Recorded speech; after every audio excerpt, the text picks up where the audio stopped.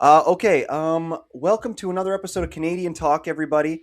Today we've got a guest on, Micah. Is it Micah or Mika, or how do you pronounce It's that? Micah. Micah. Okay. Yeah, Micah Micah Kunkle. Kunkle. Micah Kunkle. Yeah. Yep.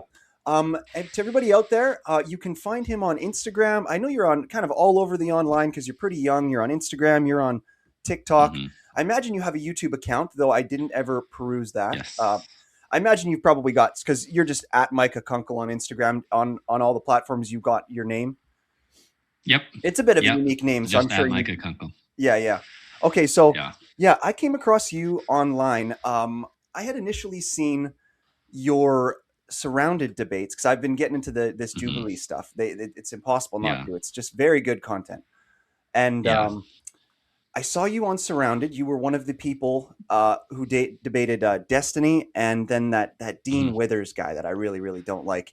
And I yeah. know you've had others too, but I'm just telling the people what I've seen you from. And Yeah. you are a debater of sorts, and you're a religious man, and you did really good. You did really good against these two particular guys, and I saw you on there, and I was like, this is a guy I want to pick his brain a little bit, get to know him. And luckily enough, I reached out to you on Instagram, and you're a nice guy, and you're like, yeah, I'll come on your podcast. So I was psyched about that. Thanks. You are, yeah, you've got a ton of followers on Instagram, like 17,000, which I'm sure will continue to grow fast. Um, so yeah, thank you so much for coming on the show today, man. Yeah, of course, dude. Happy Okay, to come on. Thanks yeah, for thanks for having me. yeah. So I saw that you are a. So we can iron out some details before we kind of get talking, because like I'm Yeah. stupid, so I don't know a lot of stuff. Like I know that you are. Well, you're Canadian, right? So that Yeah. makes sense. No, I'm just kidding. Sorry, So I'm feeling a lot of USA pride yes, yes, today yes, because for we sure. beat you guys Yes, I want to start off by saying in the hockey game. I want to So apologize for this thing on my face. This is actually a lost bet from the Canada game. Team Canada just lost to Team USA in the Olympics. They lost the gold medal, and yeah, I'm heartbroken. I may have actually almost shed a tear about it. I'm that upset about it. So yeah. So anyway, back to you. So what I know about you is you are an evangelical Protestant. And in my brain, Mhm. what that means is I know that the evangelicals are the ones who kind of like they like partying a little bit more, like churches, like kind of like multimedia presentation. Like it's sweet, Like by the way, I don't Uh-huh. mean to insult you in any way or anything. I'm just No, but no, no. because the evangelicals like to party, I thought, and then a Protestant. What I know about a Protestant is it's kind of like they do a few things that I think the more mainstream Christians don't do. Like I think what is it though? Maybe it's like they let women be pastors, or they let gay marriage happen, or what does a Protestant mean? What is a Protestant? Yeah, yeah. It's a great question. So there's the umbrella of Christianity. So what we would consider, people that are Christian, Yes. that hold to the Christian religion, and so you have the three like main denominations underneath the umbrella. You have the Roman Catholics, you have the Eastern Orthodox, and or just Orthodox in general, and then you have the Protestants. And under each of those, there's kind of some other different sects and different things like that. Protestants have the longest list of sects and or different denominations underneath those. And so with so Protestants came about because they were trying to reform the Roman Catholic Church, and the Roman Catholic Church just kicked them out because they disagreed on some really important doctrines of Christianity. And so, a Protestant, just a broad definition of a Protestant, is someone that holds to what's called the five solas. And so, sola in Latin just means alone. Hmm. And so, you have uh, scripture alone, which means scripture is the only infallible authority. You have faith alone, which means we are saved by faith only. You have grace alone, and then in Christ alone, and then I'm totally blanking on the last one. But anyways, broadly, those five things you would have to hold to be a Yeah. Protestant. Okay. Do you And know so what that's just simply what a Protestant is. Fair enough. Those things that you said that they Yeah. disagree on, do you know what they Hmm. are off the top of your head? Like, cause I said some random stuff, but what do you know what those things are that Protestants do differently from the main Roman Catholics? Because I think that that's what I am. I Yeah. think I'm not sure. Like, I'm not really that religious, but I think I'm a Roman Hmm. Catholic. Do you know what Okay. what is the things that we disagree on? Yeah, so definitely that first one that I brought up of sola scriptura, of scripture alone. So Protestants say that only the scripture is infallible. It's the only infallible rule of faith. Now, it doesn't mean that churches, individual churches, don't have like authority over their congregation, but it's just that they can be wrong. It's possible for them to be wrong. Whereas Catholics will say that sometimes, at certain times, the Pope and the magisterium, or just like the church, at times they can declare something and it's not possible for it to be wrong. It's infallible. Hmm. And so the Protestants will say, well, no, this is a human institution. We don't think there's good reason scripturally to think that God has given them the ability to be infallible at certain times.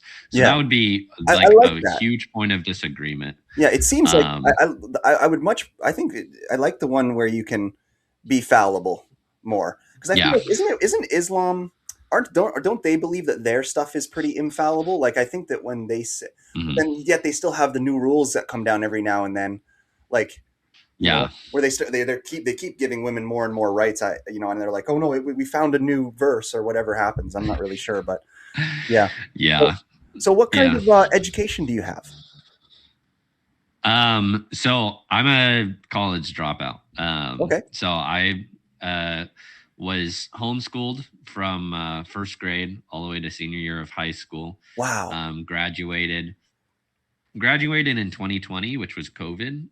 yeah, So my last part of my senior year was COVID, and then first semester of college was COVID. And honestly, like it just wasn't that good. Like the education I was receiving online, the professors, the ones I had seemed pretty lazy about everything. Now that everything was online, and yeah, I just didn't feel like it was that good. And then then my video and photography business started taking off at that oh, same cool. time. Cool. And I want to hear so more about your business for sure. And I want to talk to you more about yeah. the surrounded stuff. But before we do that, um, I'm curious because we just touched on it, and this is one I always like. I'm curious what you think COVID. So but I was a math guy first before I was ever like, hey, let's go and do engineering and have a career and not Hmm. be homeless. Um, and COVID happened, and I just felt like it was such a sham. It was so clearly like just pharmaceutical companies maximizing their vaccine sales and just making tons of money. And when I looked at the numbers of like, okay, these are the people that are dying, they didn't seem Hmm. alarming enough to me. Like 6 months in, 8 months into the situation, it was pretty clear that the Hmm. numbers were pointing to the fact that, hey, this isn't that dangerous unless you're like 90. And so Hmm. I got really upset with that. I got upset with the like mandating people to stay home and like mandating masks because the Yeah. masks just ended up turning into like a gang sign that was just turning left against right, which kind of has led to some of the polarization we see now between the left and the right. Hmm. So that's kind Hmm. of my taboo opinion on it. A lot of people think that it's crazy to think that COVID wasn't just us doing our best to save as many lives as possible, but I'm not really on that team. I kind of feel like it was conspiracy, but I don't know. What do you think about COVID? Yeah, I mean, it certainly felt that way, and right away, I was pretty against the shutdowns when they were announced. Yeah, I just thought like this is not a good idea, and yeah, there was a case, especially like the first week or two, of like, of hey, course. like maybe we should slow things down, but a full shutdown, and this is where like sometimes I think we need to take a greater understanding of some of these topics, right? And so you have something like COVID, and immediately people are going to, the doctors, or just science in Yeah. general, and that in that field. Yeah. And yeah, of course, if it's up to science, then yeah, we shut down the country. But then, you're talking to, you should be talking to economists, right? And That's what I was like a going to lot say. Yeah, sorry to just psychologists, interject really right? quick. And Yeah, it's crazy because yeah, we end up having these medical people giving the leading opinion on it, which, to be honest, they're not that great at math, and they're super biased. Like yeah, sensationalizing the COVID is going to benefit them.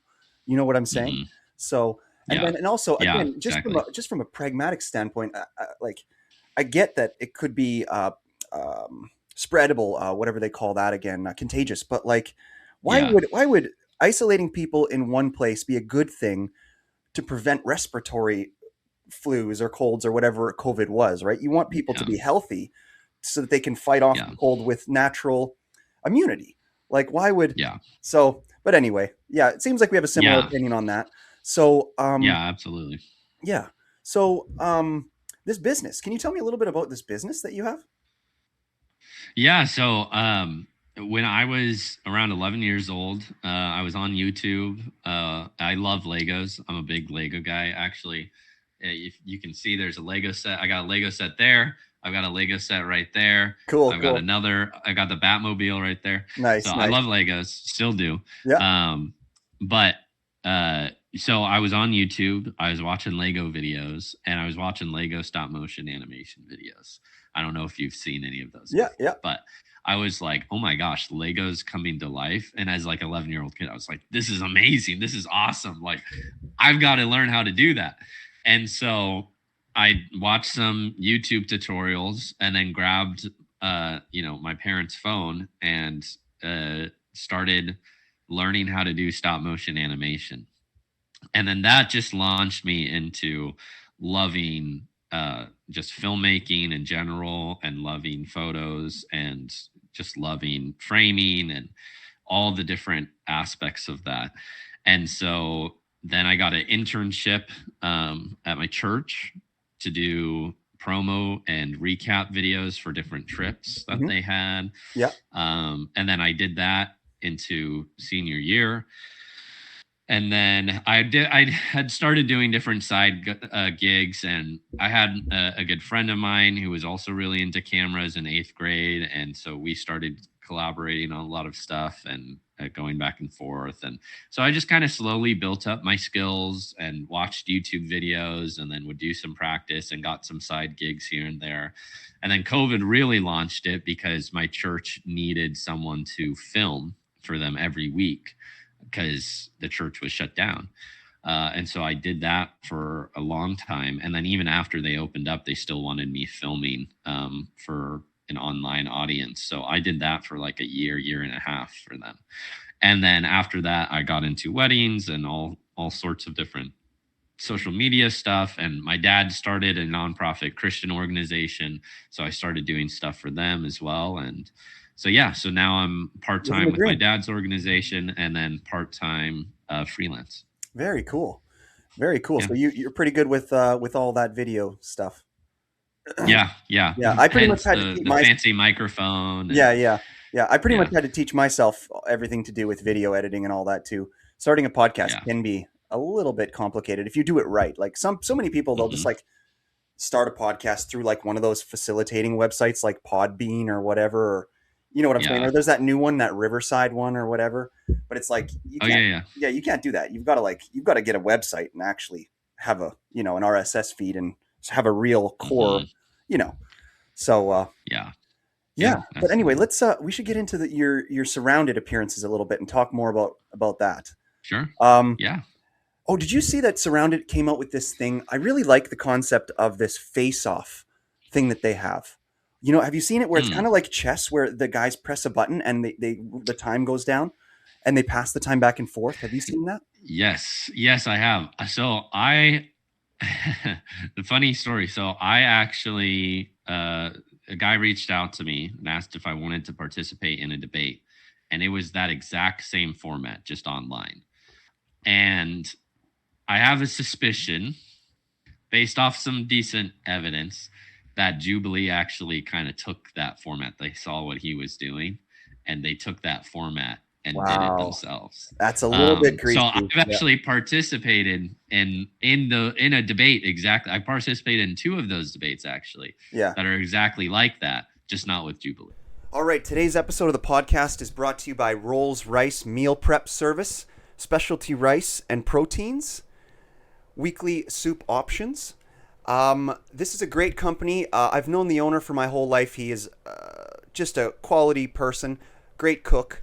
So if you are sick of cooking and you want to get somebody to make you delicious meals that you can have delivered to your house, or you can also do them on pickup, you can find Rolls-Royce on Instagram at Rolls-Royce YXC. You can just contact them by phone. Send them a text if you want, 306-291-5779. Or you can scan the logo on the screen here, and I think it'll bring you right to their website. I eat them every day. They're delicious. I just had a salmon one today. Big portions, cheap prices. So yeah, go and check out this food if you want to get some delicious food and you want to stay healthy. And yeah, we thank Rolls-Royce for supporting this episode of the Canadian Talk Podcast. How you got started in debate?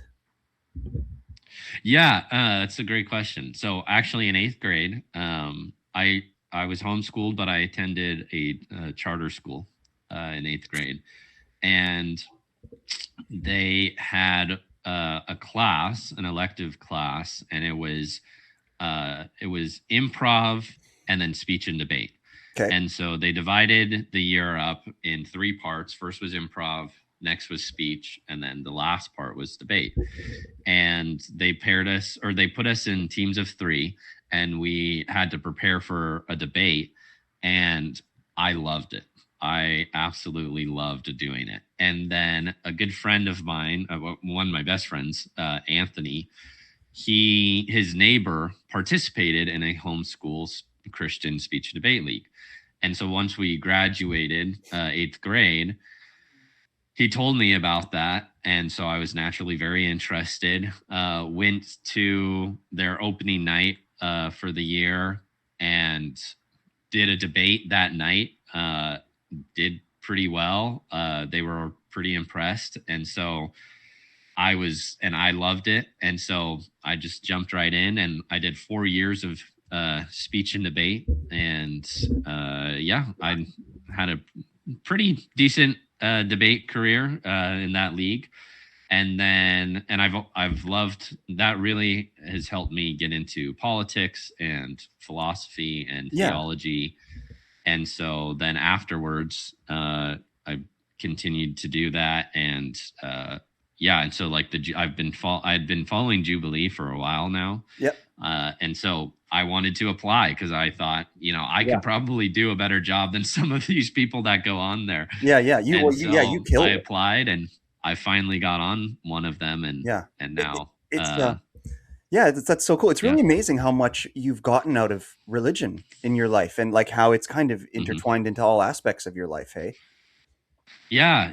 It's a huge part of my life, and I mean, I really have my parents to thank for that. My dad is a Christian apologist, and so he goes around the nation and defends Christianity, and has a real intellectual approach. And then he started his own organization in 2017, and our main mission is called Maven.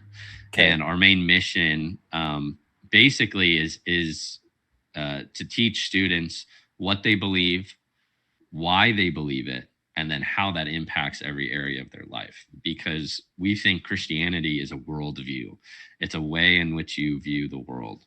And a worldview should influence every area of your life. It should affect every area of your life. And so I've, become convinced of Christianity and the truth of Christianity. And so it has influenced how I think about every issue, including politics. Yeah. It seems to be like definitely a good religion so far. So do you consider yourself a political pundit, or kind of more of what would you call yourself exactly? Yeah. political commentator, Political commentator. cultural commentator. Yeah, Yeah. Yeah. So, yeah, something along so those as like, lines. as, this is one thing I wanted to talk to you about before we get into some of your more specific stuff. Like, Hmm.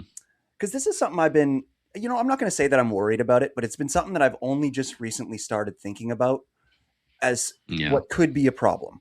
So, Okay. because I like Christianity, and to me, I view the West as it's multicultural, but it's more or less Canada and the United States are sort of countries that are founded on Christian beliefs. Um, Absolutely. and I'm becoming a bit worried about, I guess, Islamification of the West.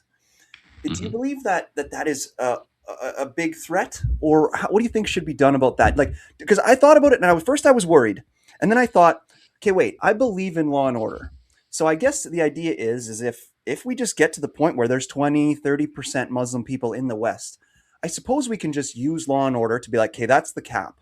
We know the Hmm. issues that it can cause if they get close to 50%, and whatever the put in Sharia law, but like, I guess, is there a chance that maybe we don't need to worry about it just because law and order will take care of it? Once we have 20% of them, we can exploit them. They can come over to our country. We can use them for whatever. They work here and there. They'll make our real estate go up, all those benefits. But then we'll set a cap. But is it unrealistic that politically we'd be Hmm. able to set a cap on a particular type of a religion? Like in that multiculturalism versus, hey, this is a Christian country debate, is that Hmm. is there a chance we could lose that debate and not be able to set that cap when that cap becomes needed? Yeah, it's a great question. I think. Well, we got to start with the idea first, and I forgot exactly who said this, Okay. but basically the idea that politics is downstream from culture, and that culture, what happens in culture, will eventually find its way into politics and law.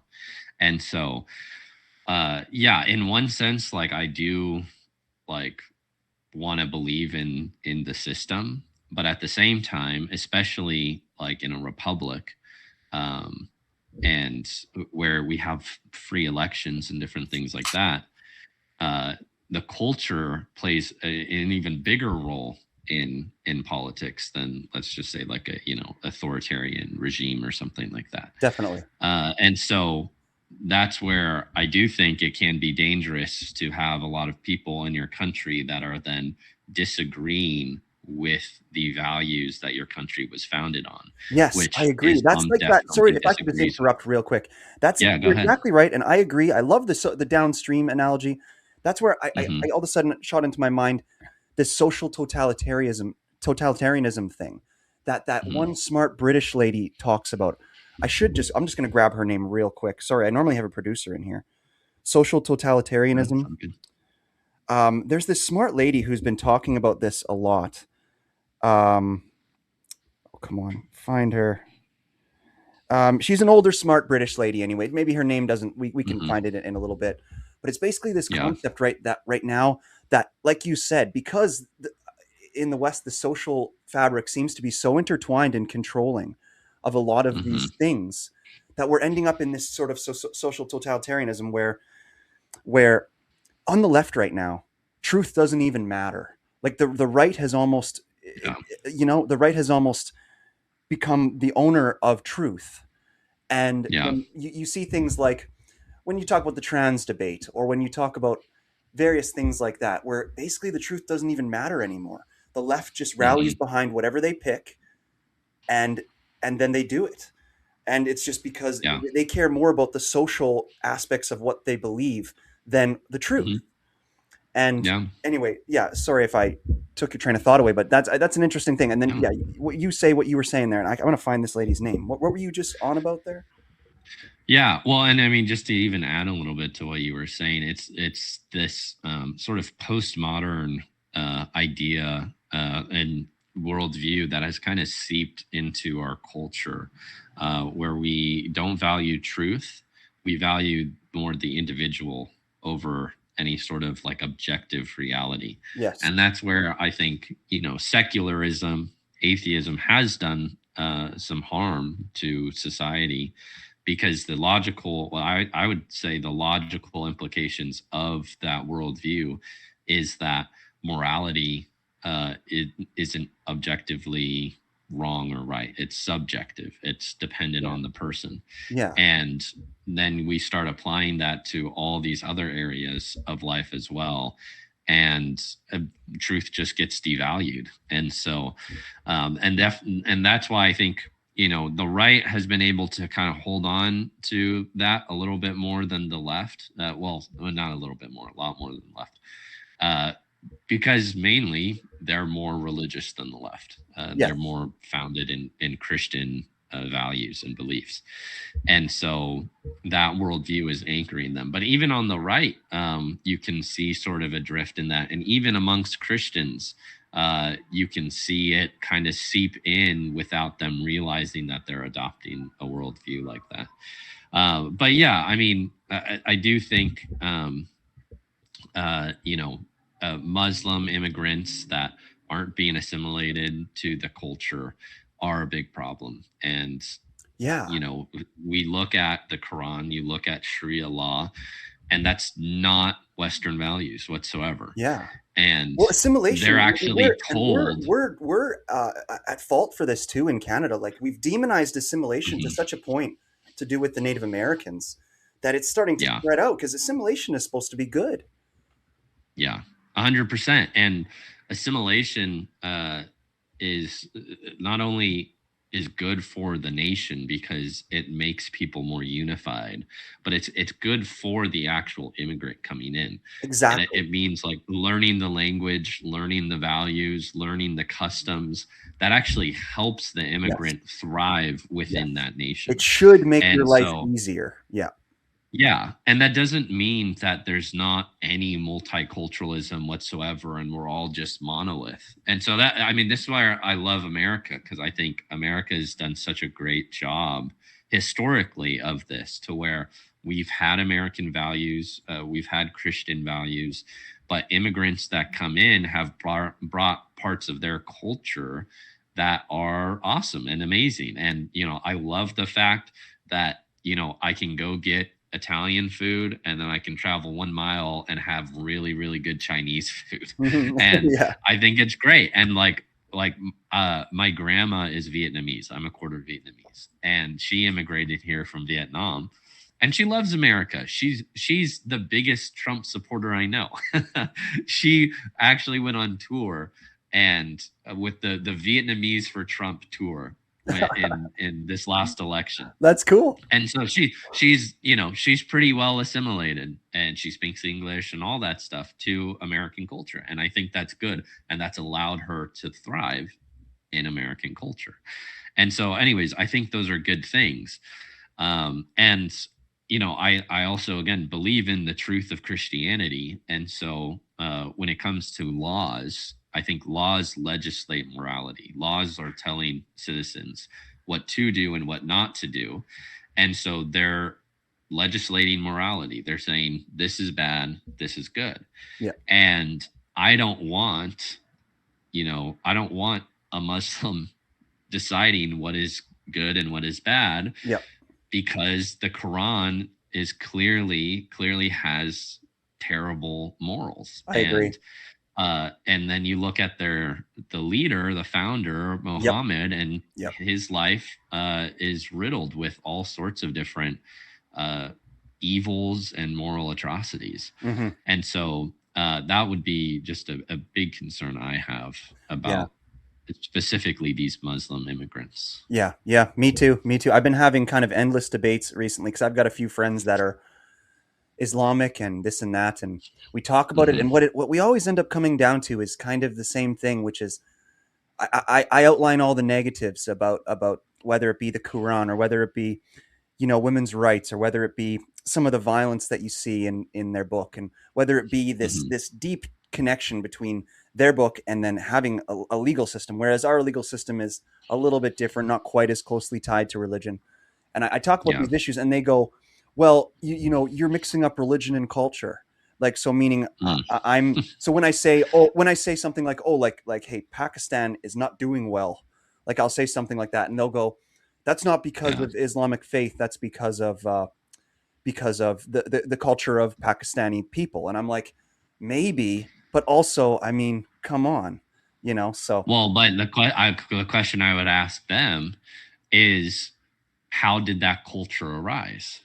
And that exactly. culture arose because of the worldview beliefs of Islam. Yep. And this is kind of what I was saying at the beginning, is your worldview, if you truly believe it, right, it will influence every area of your life. And so, like, for example, right, if you're in a building and you hear the fire alarm go off and you smell smoke, right, or you see smoke or something, what are you going to do? You're going to get out of the building, right, as soon as possible, right, to save yourself, because you truly believe there's a fire. Yeah. And so, in the same way, right, if we truly believe, like, if you truly believe the Quran is the inspired word of God, you are going to hold to the values that the Quran preaches. And that's just exactly what we see in a lot of Middle Eastern countries.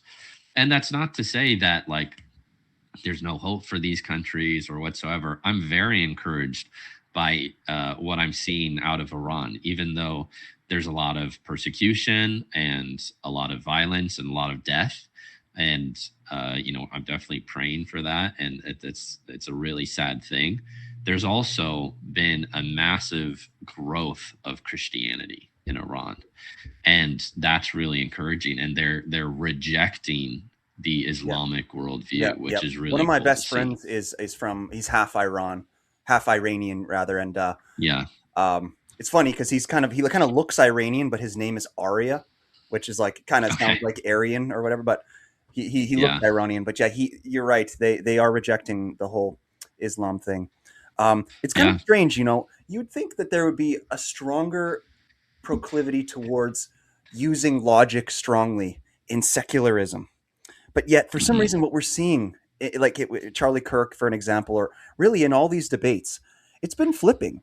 Because like in the Hmm. Richard Dawkins era, the Sam Harris era, we used to see these secularists just really stomping theologists in debates, and it's almost like it's flipped. And I find that to be a little bit Yeah. strange, like how strong the logical Hmm. capabilities are people involved in theology. It's unique. So Yeah. Well, and it kind of reminds me of this G.K. Chesterton quote. Who G.K. Chesterton, for those who don't know, is like a very popular, famous theologian. But he said this: when men choose not to believe in God, they do not thereafter believe in nothing. They then become capable of believing in anything. And exactly. I think that's the point that you were just Yeah, raising. love it, love it. It's not that, secularism, when they reject God, they're just like this pure logical force. They start believing in anything, and I think we see the Yeah, results of that in our culture, yeah, where you have people saying that men can become women and yeah, women can become men, yeah, or they can become this third gender, fourth gender, whatever. yeah, And so that's where, I think even the existence of logic points to yeah, the existence of God, yeah, exactly. and you Or like have to with have him as your foundation. exactly, or like with COVID, that a healthy young person can die from a goddamn cold. Yeah. There's just no Yeah. truth there. Exactly. I found the lady. Her name is Melanie Phillips. When Truth Becomes Okay. a Right Wing Concept, Social Totalitarianism. Yeah, she wrote a book on that, so I found that. I just wanted Okay. to mention that Melanie Phillips. And yeah, what do we Okay. got here for Awesome. the next thing?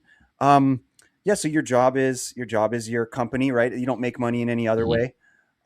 Do you ever get worried? So as a guy, because you are a little bit more politically forward than me, I like to use comedy Mhm. as a bit of a shield. Um, but I do love politics. I love talking about politics. I will interweave. Yeah.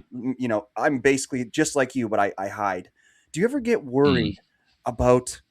Does it ever worry you, like, or any fear from putting your political beliefs so far in front of you, and being so out there Yeah. about them, and kind of that you're leading with that because you're a political pundit, you're a debater, you are obviously Mhm. like a theological promoter and those kind of things. Mhm. So, do you ever get worried? Because like obviously this would be a question somebody would have asked Charlie Kirk early before, and I don't mean to bring him up. That's a horrible situation, all so Yeah. horrible. But do you ever have any? It Yeah. takes a lot of courage. Do you ever have any fears? Yeah, I mean, sometimes I do. And that's where, like having courage means overcoming those fears and, actually standing up against your fears. And yeah, sometimes I do. And definitely, so I've actually been this is just who I am. I just don't care what other people think about Nice. me as much Nice. as some people do. And so that's definitely been helpful. That's part of my personality, and things people say just don't seem to really affect me that much. Cool. But at the same time, I am also married, and so my wife sometimes will have fears about different things like that. And, and I'm like, yeah, you're right. And then definitely with Charlie Kirk, that would have been unthinkable before, that he was going to get assassinated so publicly like that.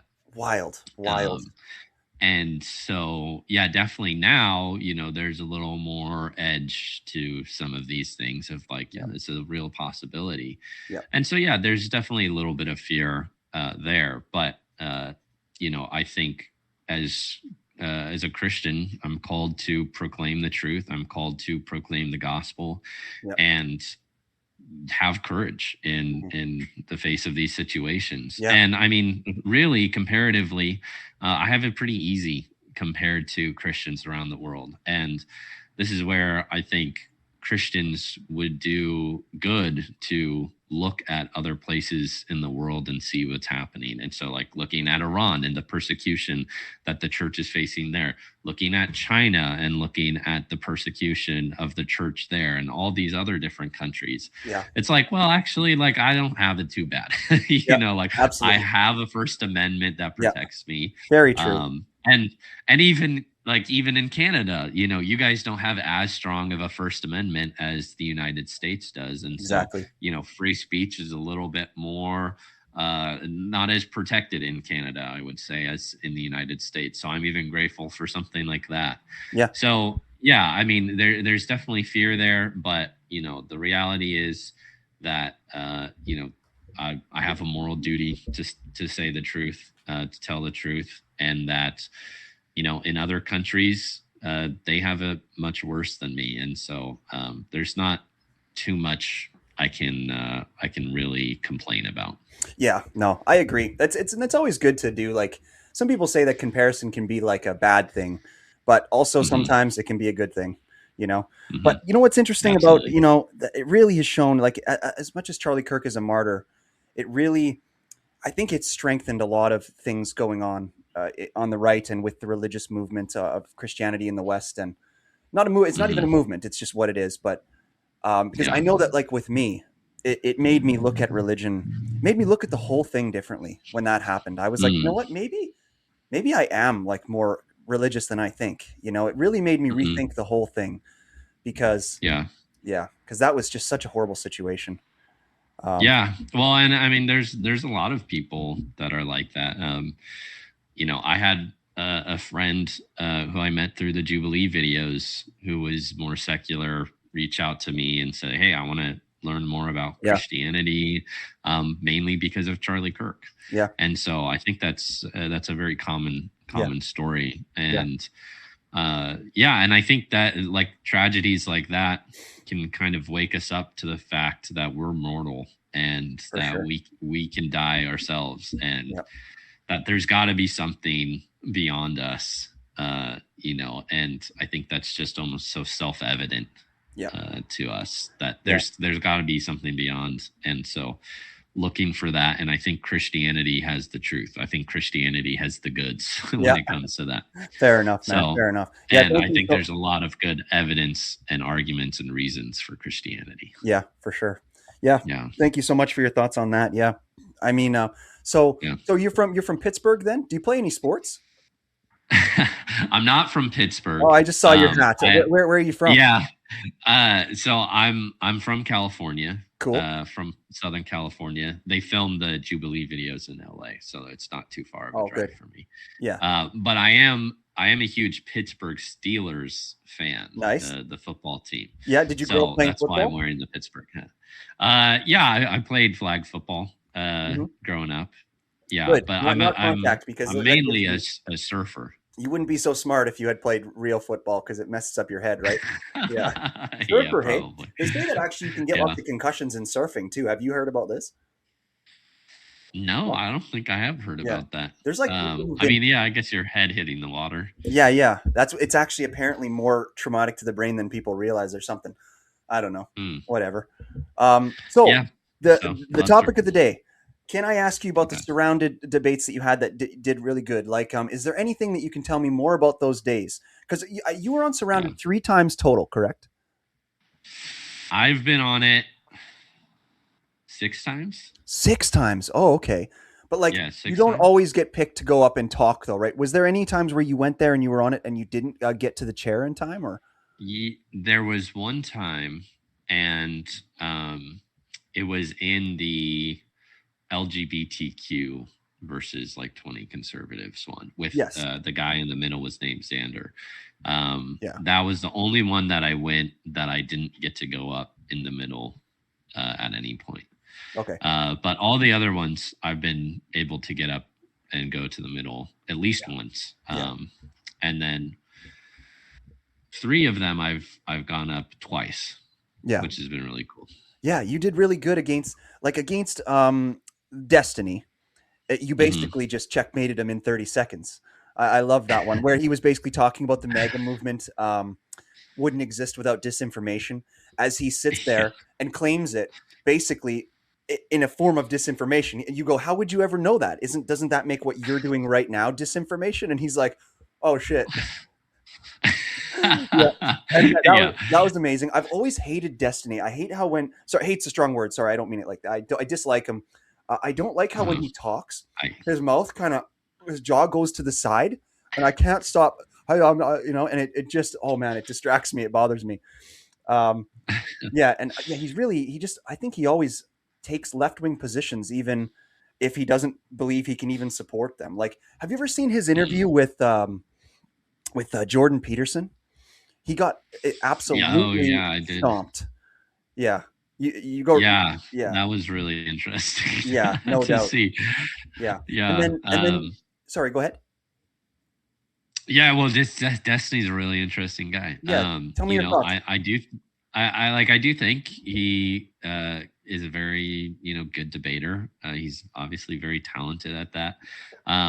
The one thing I do really respect about him is the fact that he'll talk to anyone, which is becoming increasingly rare to find Yeah. on the left. Totally, Um, totally. Yeah, well, he's it, got it is that becoming StarCraft rare 2 to gene in find him it. because how he learned to be so quick and so sharp is because he plays a game that I play called StarCraft 2, which is Okay. hardcore. He was actually almost a pro at that game, and he was pretty good at it. Yeah. I've been playing it since I was a little kid. It is probably the closest. It's the most complicated strategy game online that you can play involving quickness and like strategy. It's a sweet game. You ever played Okay. StarCraft or no? I've not. No. No. Oh man, I'm more of a Minecraft guy. Minecraft. Hey, is any other you play any other video games? I've dabbled here and there. Minecraft. I played what was it called? It was super popular.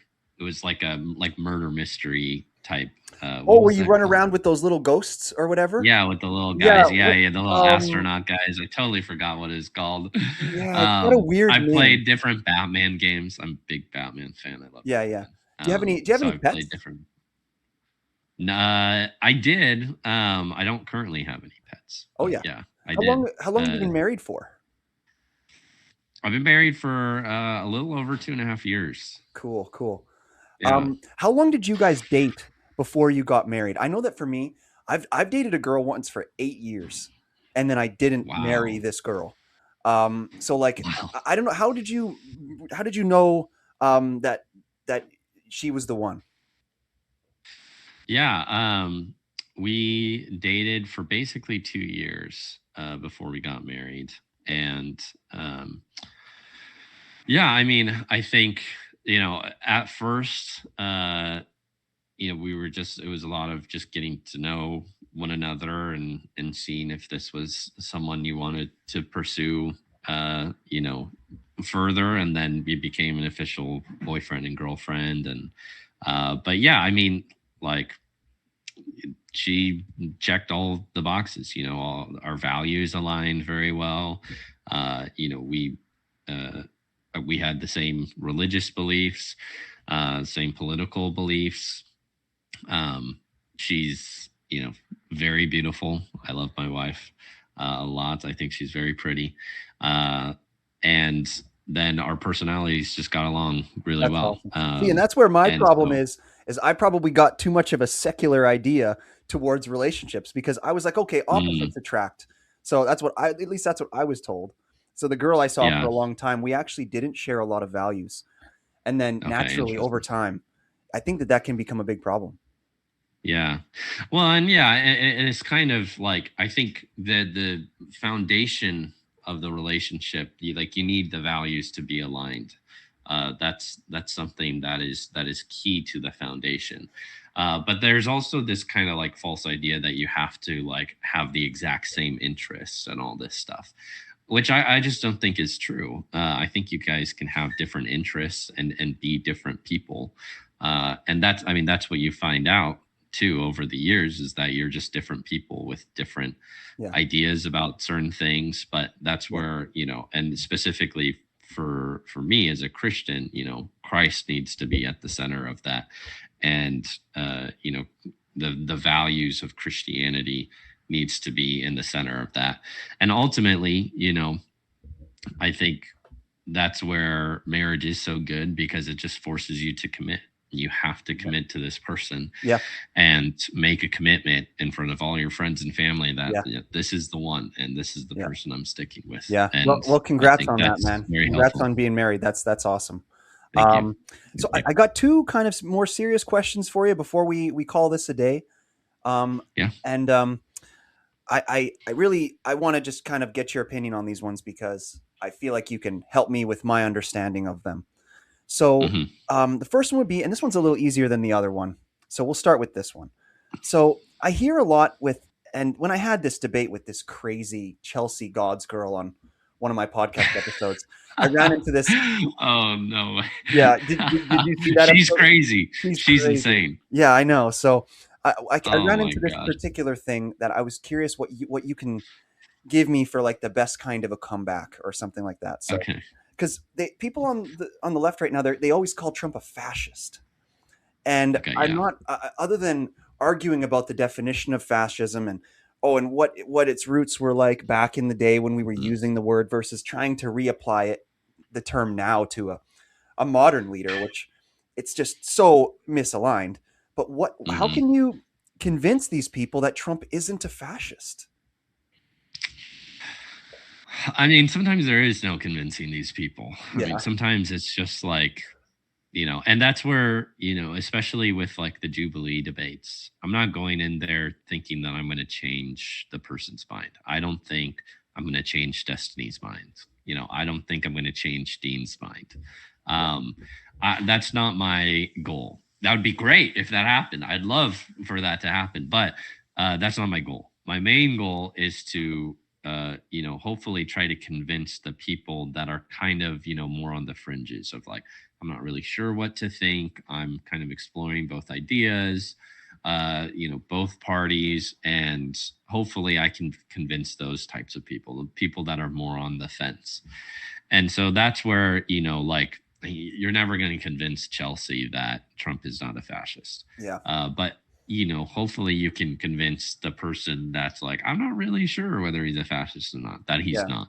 yeah, And so that's where, you know, you point to, I mean, yeah, I think the definition of fascism is key. We have to use terms properly, and yeah, we have to define our terms. And I think also examining the cultural aspect of it too, of like culturally, what has fascist been referring to? Well, yeah, it's been referring to specifically in our current culture, World War II and Hitler and Mussolini. And that's kind of who we think about when we think yeah, of fascism. yeah, And Trump is obviously not yeah. those With guys. that face value, it's such a it's like the word racism or something, where it's just like we have free speech. You can't be like Trump Yeah. is a fascist. Well, we have literally two different news.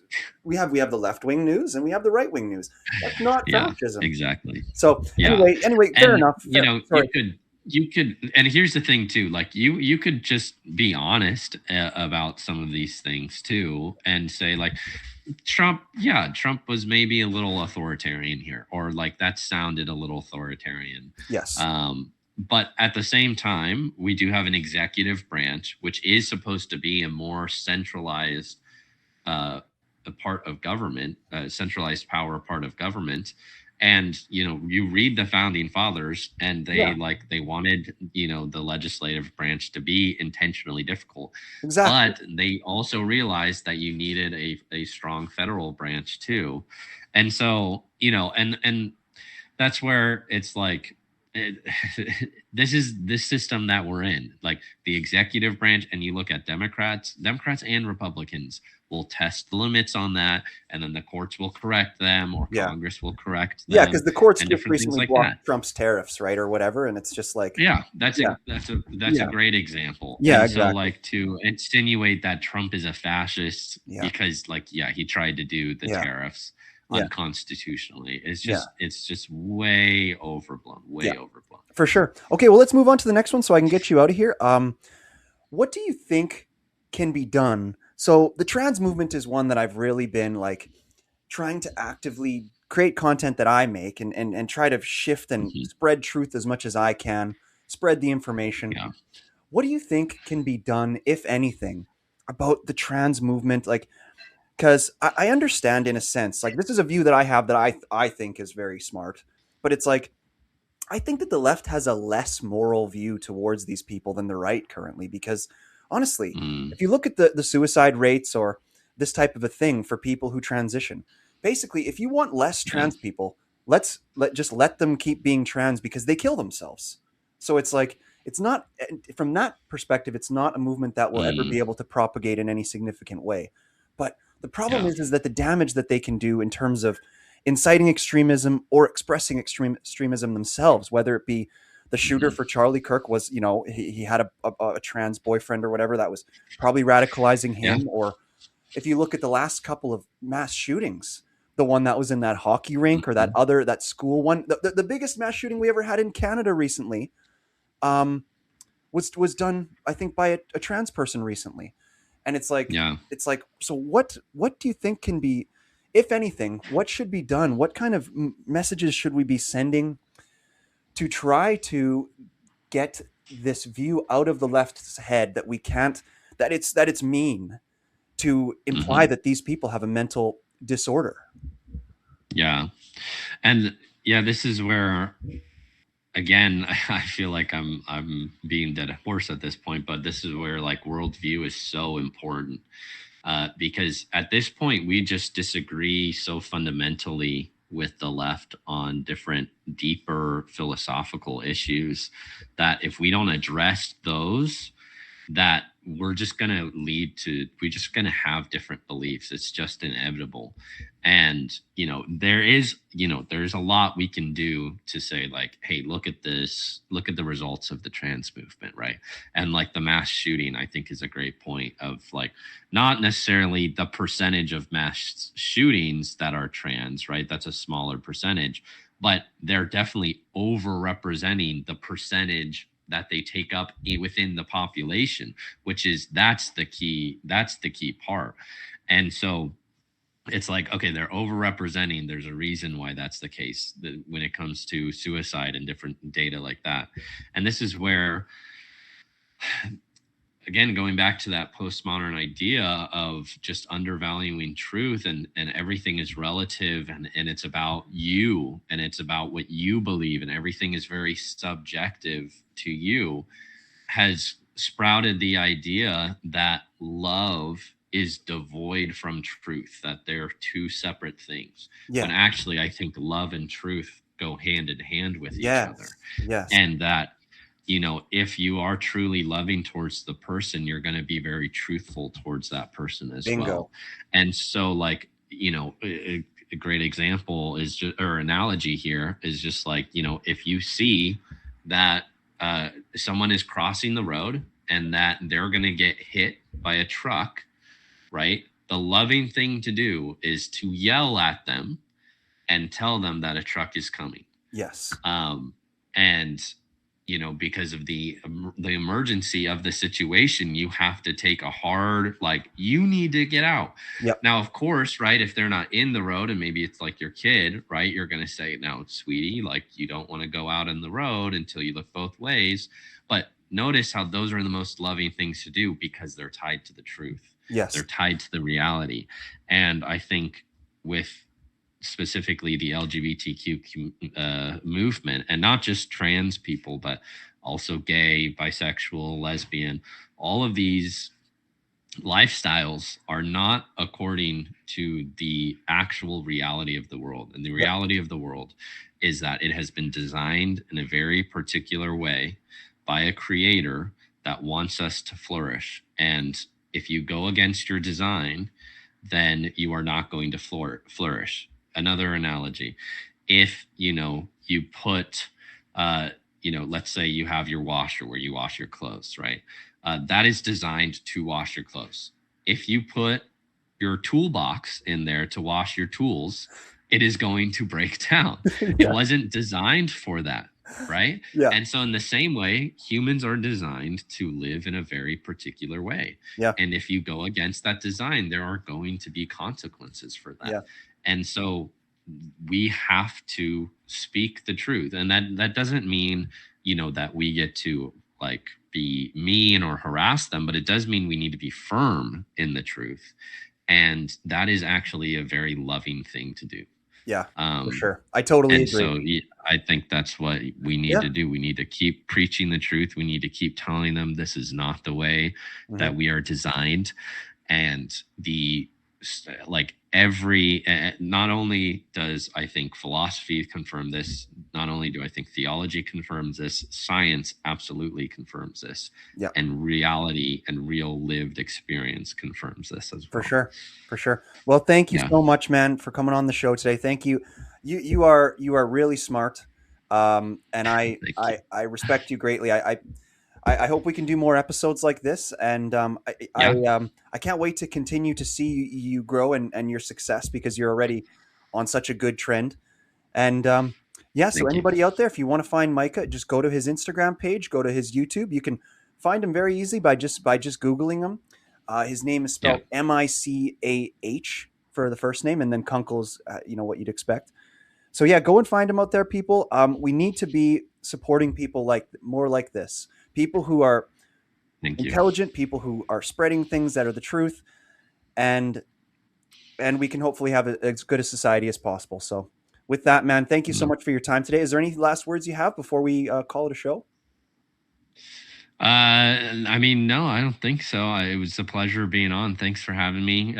Great conversation. You were asking some really great questions, Stephan. So it was a pleasure meeting you. Pleasure meeting you as well. Okay, that's Canadian Talk, everybody.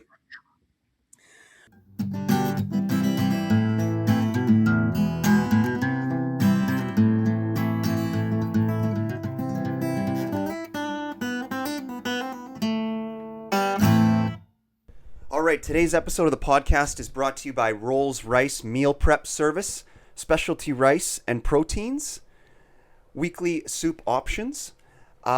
This is a great company. I've known the owner for my whole life. He is just a quality person, great cook. So if you are sick of cooking and you want to get somebody to make you delicious meals that you can have delivered to your house, or you can also do them on pickup, you can find Rolls-Royce on Instagram at Rolls-Royce YXC. You can just contact them by phone. Send them a text if you want, 306-291-5779. Or you can scan the logo on the screen here, and I think it'll bring you right to their website. I eat them every day. They're delicious. I just had a salmon one today. Big portions, cheap prices. So go and check out this food if you want to get some delicious food and you want to stay healthy. And we thank Rolls-Royce for supporting this episode of the Canadian Talk Podcast.